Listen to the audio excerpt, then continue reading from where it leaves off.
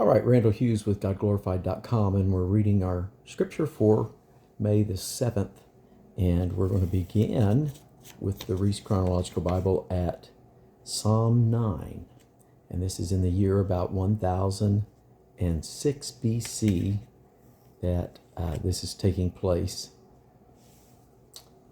I will bless thee, O Yahweh, with my whole heart. I will show forth all thy marvelous works. I will be glad and rejoice in thee.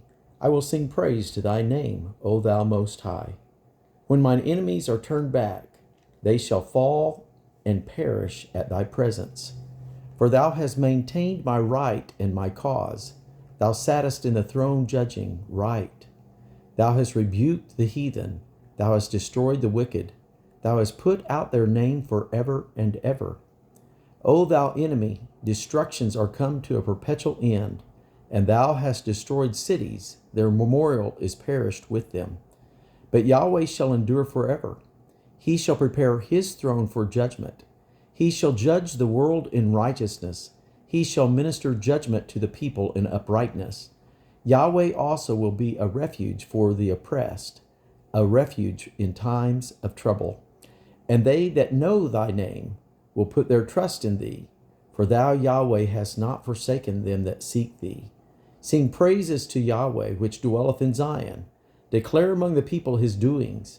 When he maketh inquisition for blood, he remembereth them. He forgetteth not the cry of the humble. Have mercy upon me, O Yahweh. Consider my trouble, which I suffer of them that hate me. Thou hast lifted me up from the gates of death, that I may show forth all thy praise in the gates of the daughter of Zion. I will rejoice in thy salvation. The heathen are sunk down in the pit that they made. In the net which they hid is their own foot taken. Yahweh is known by the judgment which he executeth. The wicked is snared in the work of his own hand. Higgaion, Selah. The wicked shall be turned into hell, and all the nations that forget God. For the needy shall not always be forgotten. The expectation of the poor shall not perish forever. Arise, O Yahweh, let not man prevail. Let the heathen be judged in thy sight. Put them in fear, O Yahweh, that the nations may know themselves to be but men. Selah. And so now we're continuing to 2 Samuel chapter 8 and beginning at verse 9. When Toi, king of Hamath, heard that David had smitten all the host of Hadadezer, then Toi sent Joram, his son, unto King David to salute him and to bless him, because he had fought against Hadadezer, he had fought against Hadadezer and smitten him, for Hadadezer had wars with Toi, and Joram brought with him vessels of silver and vessels of gold and vessels of brass, which also King David did dedicate unto Yahweh with the silver and the gold that he had dedicated of all the nations which he subdued. And so now over to 2 Chronicles chapter 18, verses 9 and 10. Now when Tou, king of Hamath, heard how that David had smitten all the host of Hadadezer, king of Zobah, he sent Hadoram, his son, to King David, to inquire of his welfare, and to congratulate him, because he had fought against Hadadezer and smitten him, for Hadadezer had war with Toi, and with him all manner of vessels of gold and silver and brass.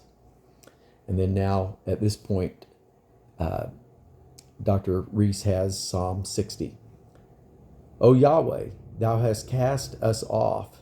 Thou hast scattered us. Thou hast been displeased. O turn thyself to us again. Thou hast made the earth to tremble. Thou hast broken it. Heal the breaches thereof, for it shaketh. Thou hast showed thy people hard things. Thou hast made us to drink the wine of astonishment. Thou hast given a banner to them that fear thee, that it may be displayed because of the truth. Selah. That thy beloved may be delivered. Save with thy right hand and hear me. God has spoken in his holiness. I will rejoice. I will divide Shechem and mete out the valley of Succoth. Gilead is mine, and Manasseh is mine. Ephraim also is the strength of mine head. Judah is my lawgiver. Moab is my washpot. Over Edom will I cast out my shoe. Philistia, triumph thou because of me. Who will bring me into the strong city? Who will lead me into Edom? Wilt not thou, O God, which hast cast us off, and thou, O God, which did not go out with our armies? Give us help from trouble, for vain is the help of man. Through God we shall do valiantly, for he it is that shall tread down our enemies. And now, Psalm 108, beginning at verse 6. That thy beloved may be delivered, save with thy right hand and answer me. God hath spoken in his holiness, I will rejoice. I will divide Shechem and mete out the valley of Succoth. Gilead is mine, Manasseh is mine, Ephraim also is the strength of my head. Judah is my lawgiver. Moab is my washpot. Over Edom will I cast out my shoe. Over Philistia will I triumph. Who will bring me into the strong city? Who will lead me into Edom? Will not thou, O God, who hast cast us off? And wilt not thou, O God, go forth with our host? Give us help from trouble, for vain is the help of man. Through God we shall do valiantly, for he it is that shall tread down our enemies. Back to 2 Samuel, chapter 8, verses 13 and 14. And David gat him a name when he returned from smiting of the Syrians in the valley of Salt, being 18,000 men. And he put garrisons in Edom. Throughout all Edom put he garrisons, and all they of Edom became David's servants. And Yahweh preserved David whithersoever he went. And now 1 Chronicles 18.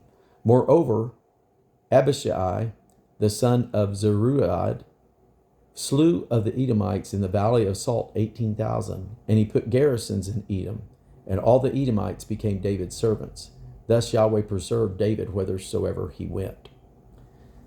And now, moving to 1 Kings chapter 11 at verse 15 through 20. And it came to pass when David was in Edom, and Joab the captain of hosts was gone up to bury the slain, after he had smitten every male in Edom. For 6 months did Joab remain there with all Israel, until he had cut off every male in Edom. That Hadad fled, he and certain Edomites of his father's servants with him, to go into Egypt, Hadad being yet a little child. And they arose of Midian and came to Paran, and they took men with them out of Paran, and they came to Egypt, unto Pharaoh king of Egypt, which gave him an house, and appointed him victuals, and gave him land. And Hadad found great favor in the sight of Pharaoh, so that he gave him to wife the sister of his own wife, the sister of Tahpenes, the queen. And the sister of Tahpenes bare him Genubath, his son, whom Tahpenes weaned in Pharaoh's house. And Genubath was in Pharaoh's household among the sons of Pharaoh. And now back to 2 Samuel chapter 8, verse 12. Of Syria and of Moab and the children of Ammon and of the Philistines and Amalek and of the spoil of Hadadezer, son of Rehob, king of Zobah. And now 1 Chronicles 18:11.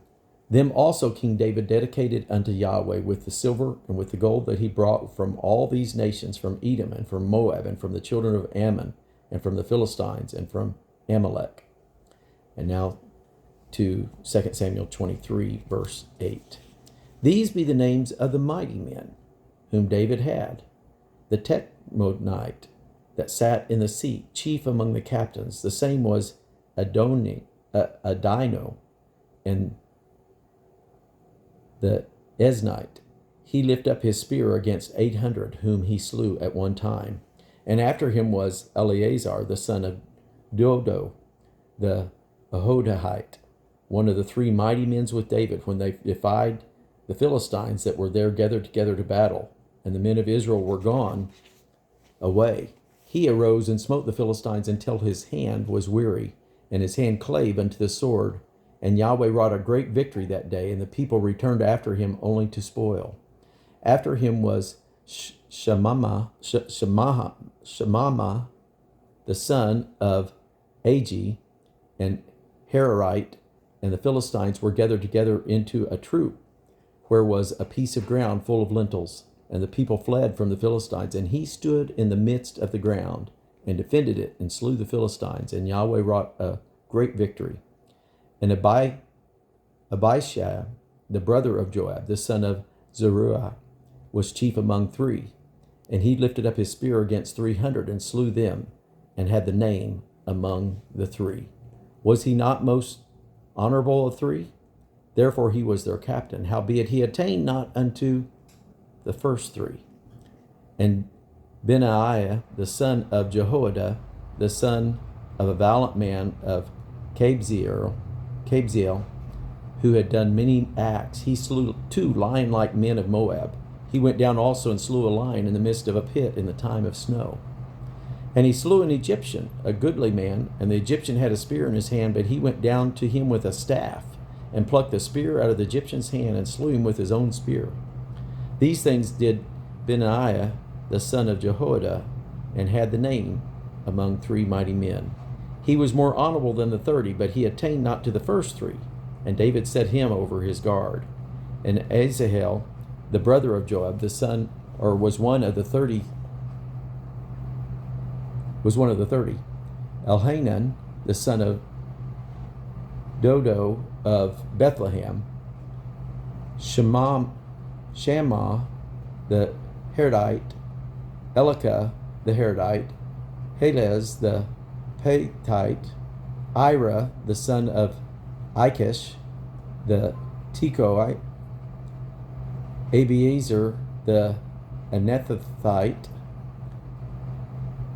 Mibunah and Hushathite, Zalmon the Ahohite, Mahara the Netophathite, Haleb the son of Baana, Netophathite,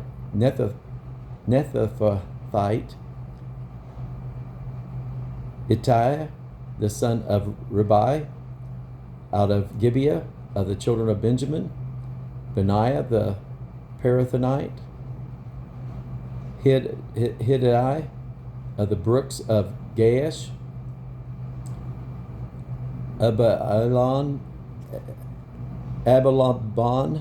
the Abathite, Azamaveth the Barhumite, Elihabub the Shelbomanite, of the sons of Jashan, Jonathan, Shema the Hararite, Ahiam the son of Sherar the Hararite, Eliphalet the son of Ahasbiah, the son of Machathite, Eliam the son of Ahithophel the Gilonite, Hezrai the Carmelite, Perai the Arbite, Igol the son of Nathan of Zobah,